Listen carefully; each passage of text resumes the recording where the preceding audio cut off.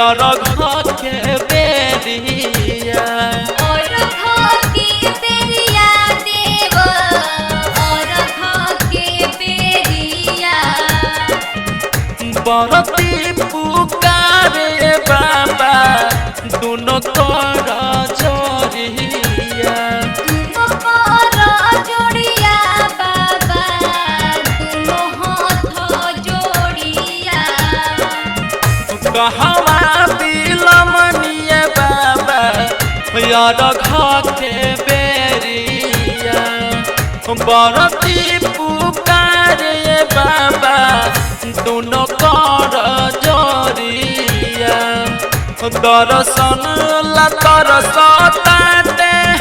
हमारो नयनवा हे जल बीचे खारते वही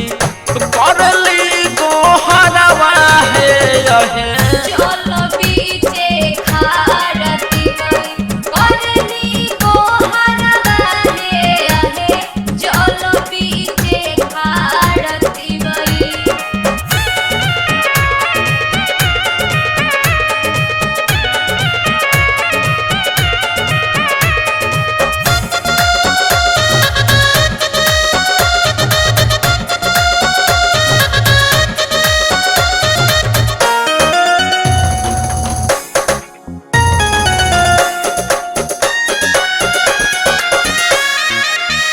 कलसु पतौरायुखिया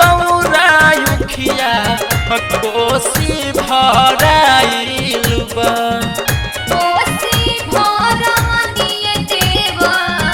कोसी भरवनिये घाट पाए सूरज देव घायल डौकी जाइलबा घायल रोकी आइले बाबा घायल रोकी आइले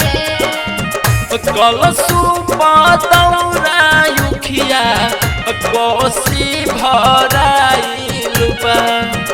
घाट पाए सूरज देव घायल रौकी आइलबा केतना करैबे